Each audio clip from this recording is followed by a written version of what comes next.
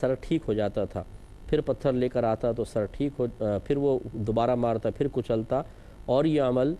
بار بار ہو رہا تھا۔ تو اس کی وجہ فرشتوں نے، وہ 2 فرشتے تھے، یہ بتائی کہ یہ شخص ایک تو قرآن پڑھ کر بھول گیا تھا، اور دوسرا فرض نماز کے وقت سو جایا کرتا تھا۔ اس کی میں نے تفصیل آپ کی خدمت میں ذکر کی، ایک دفعہ پہلے بھی کی تھی، پھر عبرت کے لیے، نصیحت کے لیے عرض کی، اس پہ ہمیں اچھی طرح غور کرنا چاہیے۔ دوسرا ایک شخص ایسا تھا جو ایک کانٹا سا تھا، وہ منہ میں ڈالتا تھا دوسرے شخص کے، اور اس کو چیرتا ہوا پیچھے گدی تک لے جاتا تھا، پھر ناک میں ڈالتا، اسے چیرتا، پھر آنکھ میں ڈال کے چیرتا، اسی طرح وہ جانب مخالف یہی عمل کرتا۔ جب دوسری جانب آتا تو پہلی جانب ٹھیک ہو جاتی، اور جب پہلی جانب چیرتا تو دوسری جانب صحیح ہو جاتی تھی۔ جب استفسار کیا گیا ہے تو اس کا جواب یہ ملا کہ یا رسول اللہ صلی اللہ علیہ وسلم، یہ وہ شخص ہے جو صبح اپنے گھر سے نکلتا اور جھوٹ بولتا جو کناروں تک پھیل جاتا تھا۔ یعنی اس کا جھوٹ صرف یہ نہیں کہ 1-2 لوگوں تک محدود رہے، بلکہ اس کی وسعت بہت زیادہ تھی، بہت دور تک پھیل جایا کرتا تھا۔ تو اس میں بہت سارے لوگ آ سکتے ہیں، مثال کے طور پہ بعض جھوٹے واقعات سنانے میں بڑے ماہر ہوتے ہیں اور قوم کے مرجع بن جاتے ہیں، یہ بھی اس میں شامل ہیں، اور بڑی معذرت کے ساتھ وہ بھی اس میں شامل ہوں گے جو جھوٹی خبریں کہیں پہ پہنچا دیتے ہیں، اور پھر وہ بریکنگ نیوز بن کر چل پڑتی ہیں اور ہوتی جھوٹی خبریں ہیں۔ تو اس لیے یہ صحافی حضرات پر بھی بہت بڑی بھاری ذمہ داری ہوتی ہے، خصوصاً اگر کوئی خبر بلا تحقیق چلا دینے سے کسی کے لیے زوال عزت کا سبب بن جائے، جیسے کوئی معظم دینی ہے، کوئی دینی شخص ہے، اور ان کے بارے میں اس طرح کی کوئی بریکنگ نیوز چلا دی گئی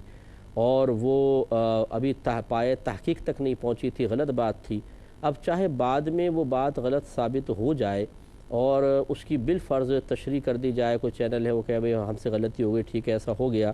لیکن پھر بھی ایک مخصوص وقت تک اس شخص کے لیے وہ خبر زوال عزت کا سبب بنتی ہے۔ جھوٹ سینہ بسینہ عام ہوتا ہے، آپ کو پتہ ہے کہ جیسی کوئی خبر آتی ہے وہ یوٹیوب پہ پہنچتی ہے، سوشل میڈیا پر کروڑوں میں ایسا پہنچ جاتی ہے کہ لمحہ بھر میں، اس لیے اس پر بھی توجہ کرنے کی ضرورت ہے۔ یوں ہی سوشل میڈیا پہ بعض اوقات فیک کلپس بنا لیتے ہیں، ایسے کہ کسی نے کچھ کہا نہیں اور اس کی آواز کی ڈبنگ کر لی ہے، یا کوئی مطلب ویسی واقعہ بنا لیا ہے، ہم شکل کو ذکر کر دیا اور وہ پھر کسی کو بدنام کرنے کے لیے چلا دی گئی۔ یہ بھی ایک غلط رویہ، غلط طریقہ کار ہوتا ہے کہ یہ بھی ایک جھوٹی چیز بنائی ہے نا، تو یہ دور تک پہنچتی ہے، اس کے بھی اثرات بہت خراب ہوتے ہیں، اور کوئی شخص ایسا ہے جو مذاق کا نشانہ بن جاتا ہے، اور اس کے جو بیوی بچے ہیں، اس کے ماں باپ ہیں، اس کے بہن بھائی ہیں، آپ سوچئے ان کے لیے کس قدر دل آزاری کا یہ سبب بنتا ہوگا، اور پھر وہ ایک معاشرے کا حصہ ہے، وہ باہر نکلے گا، لوگوں کی نظروں کا سامنا کرنا پڑتا ہے، لوگوں کی سوالیہ نگاہیں اور پھر ان کے طنز، یعنی ایک آدمی کا عرصہ حیات تنگ ہونے والی بات ہے، یہ بھی قطعاً غیر مناسب ہے۔ اسی طریقے سے کسی کے بھی بارے میں کوئی جھوٹی خبر مذاقاً، جیسے دوست ہیں، کوئی کسی کی خبر چلا دیجیے فلاں جیل میں چلا گیا ہے، اب وہ ساری خبر پھیل گئی، اور وہ جیل میں نہیں بیچارہ، وہ تو گھر میں بیٹھا ہوا ہے، اب قولیں آنا شروع ہو گئی، خیریت ہے، سنا آپ جیل میں چلے گئے، ارے بھائی میں تو گھر میں بیٹھا ہوا ہوں۔ ایسی کسی کے انتقال کی خبریں چلا دی جاتی ہیں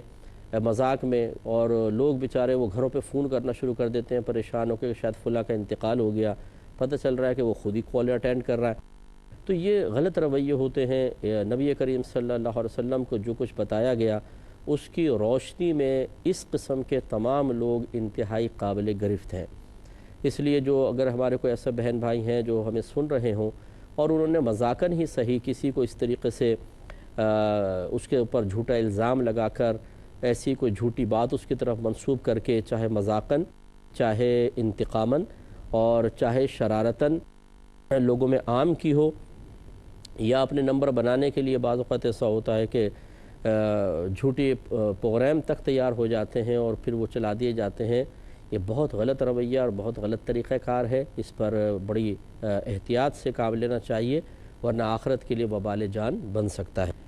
اگلا جو نبی کریم صلی اللہ علیہ وسلم نے منظر دیکھا وہ یہ تھا کہ ایک تنور تھا جس میں شور کی آوازیں آ رہی تھیں، جھانک کر دیکھا گیا تو کچھ برہنہ مرد، کچھ برہنہ عورتیں تھیں۔ تو یقینی سی بات ہے کہ اچانک نگاہ ڈالیں، یہ میں وضاحت عرض کر دیتا ہوں، اور وہ اللہ کی طرف سے ہی دکھانا مقصود ہو، یہ ایک الگ چیز ہوتی ہے، اور نظر جما کر کسی کو دیکھنا یہ ایک الگ چیز ہوتی ہے۔ رحمت کونین صلی اللہ علیہ وسلم نے یقیناً اللہ کے حکم سے دیکھا اور پھر فوراً آپ نے نگاہ کو پھیرا. یہ نہیں ہے کہ وہ نگاہ جمانے کا کوئی مسئلہ ہو. تو یہاں یہ اعتراض پیدا نہیں ہو سکتا کہ اگر انہوں نے کپڑے نہیں پہنے ہوئے تھے تو دیکھا کیوں تھا، کیونکہ یہ لمحے بھر کے لیے بس دیکھا اور ہٹایا ہے نگاہ، اور وہ بھی اللہ تعالیٰ کے حکم سے تاکہ اس کو آگے روایت کیا جا سکے. لہٰذا اس قسم کی کوئی بدگمانی یا اس قسم کی باتوں کی طرف توجہ کرنا نفس و شیطان کے بہکائے میں آ کے قطعاً غیر مناسب ہے. تو اب وہ تنور میں دیکھا کہ اس طرح کے مرد عورت ہیں اور نیچے سے آگ جل رہی ہے. جب آگ جلتی ہے اوپر کو آتے ہیں، پھر نیچے کو چلے جاتے ہیں اور عجیب شور شرابہ ہے. جب معلوم کیا تو پتہ چلا کہ یہ زانی مرد اور زانی عورتیں ہیں، یعنی زنا کیا کرتے تھے. تو اب اس پر دیکھیں، توجہ کریں. ایک دفعہ کسی نے کویسچن کیا کہ یا رسول اللہ صلی اللہ علیہ وسلم قیامت کب آئے گی؟ تو آپ نے اس کی چند نشانیاں بیان فرمائیں، جن میں سے ایک یہ تھی کہ زنا کی کثرت ہوگی. تو آج کل بھی زنا بے حد عام ہو گیا ہے. زنا کا مطلب ہوتا ہے کسی اجنبی عورت کے ساتھ جسمانی تعلق قائم کرنا، فزیکلی ریلیشن قائم ہو جانا، یہ زنا ہے. اور اگر جسمانی تعلق باقاعدہ قائم نہ ہو اور اس سے کم درجے کی کچھ چیزیں ہوں تو اس کو بھی زنا سے تعبیر تو کیا گیا ہے. جیسے نبی کریم صلی اللہ علیہ وسلم نے ارشاد فرمایا کہ آنکھیں بھی زنا کرتی ہیں، یعنی بدنگاہی ہو تو اس کو سرکار نے آنکھ کا زنا قرار دیا ہے. لیکن حقیقتاً جو شرعی زنا کہلاتا ہے اور جس پر اگر غیر شادی شدہ کرے تو 100 کوڑوں کی سزا ہے اور شادی شدہ کرے تو رجم کی سزا ہے، وہ وہی ہے کہ جو جسمانی باقاعدہ تعلق قائم ہو، اور یہاں یہی مراد ہے. تو اب یہ جو جسمانی تعلقات ہیں یہ بہت زیادہ عام ہو چکے ہیں. اسکولز میں بھی یہ معاملات چلتے ہیں، اور کالجز میں، پھر یونیورسٹیز میں، ہاسٹلز میں، اور ویسے بھی اب بے باکیاں بہت زیادہ ہو گئی ہیں. مرد عورتوں کا اختلاط بہت زیادہ ہو گیا ہے، اور بعض جگہوں پہ تو ان چیزوں کو اتنا زیادہ معیوب بھی نہیں سمجھا جاتا. تو یہ ایک قوم کی سمجھ لیں پستی کا آخری درجہ ہوتا ہے کہ بعض گناہ کبیرہ ایسے ہوتے ہیں جو عام ہو جاتے ہیں اور ان کی قباحت اتنی محسوس نہیں ہوتی، لیکن بعض گناہ ایسے ہوتے ہیں جو گناہ کبیرہ ہوتے ہیں اور لوگ جدید ترین دور میں پہنچنے کے باوجود اکثر ان کو برا ہی سمجھ رہے ہوتے ہیں. جیسے آپ غیبت دیکھ لیں، گناہ کبیرہ ہے، زنا بھی گناہ کبیرہ ہے، لیکن غیبت ہم رات دن کرتے رہیں گے اور کوئی پرواہ نہیں ہوگی، کوئی دل میں خوف پیدا نہیں ہوگا کہ گرفت ہو جائے گی، آخرت میں عذاب ہوگا. لیکن زنا کو اب بھی برا سمجھا جاتا ہے. اگر خدا نخواستہ کوئی پکڑا جائے اور پتہ چل جائے جس نے زنا کیا ہے تو بہت زیادہ بدنامی کی بات ہے اور لوگ اس کو بہت ہی بری نظر سے دیکھتے ہیں. اس کا مطلب ہے کہ بعض گناہ اب بھی ایسے ہیں جن کو بڑا سمجھا جاتا ہے. تو جو اس قسم کے گناہوں میں ملوث ہو جائے وہ بہت زیادہ معتوب سمجھا جاتا ہے. عام گناہ جو کبیرہ ہے جیسے غیبت، چغلی وغیرہ عام ہو چکے ہیں، ان کو اتنا برا نہیں سمجھا جاتا. اب جو یہ گناہ کرے اور پھر بے باکی کے ساتھ کرے، اب سوچئے کہ پھر وہ کس قدر برا شخص ہے کہ جو چیز اب بھی معاشرے میں بری سمجھی جائے وہ اس میں بھی نہ اللہ کی پرواہ کرے، نہ رسول کی، نہ مخلوق کی پرواہ کرے، تو انتہائی بری چیز ہے. اور پھر شادی شدہ حضرات کے درمیان یہ معاملہ اور زیادہ سنگین صورتحال اختیار کر جاتا ہے کہ اس طرح کے بہت سارے معاملات ہیں. اور جب تک انسان کے کوئی گناہ نہیں کرتا ہے تو بعض اوقات نفس کی شدت کے ساتھ رغبت اس جانب ہوتی ہے اور انسان اس کو بڑا معمولی سا سمجھتا ہے کہ کوئی بات نہیں، ہو جائے گا، میں توبہ کر لوں گا اور کوئی بات نہیں، ایک دفعہ کر کے دیکھتا ہوں.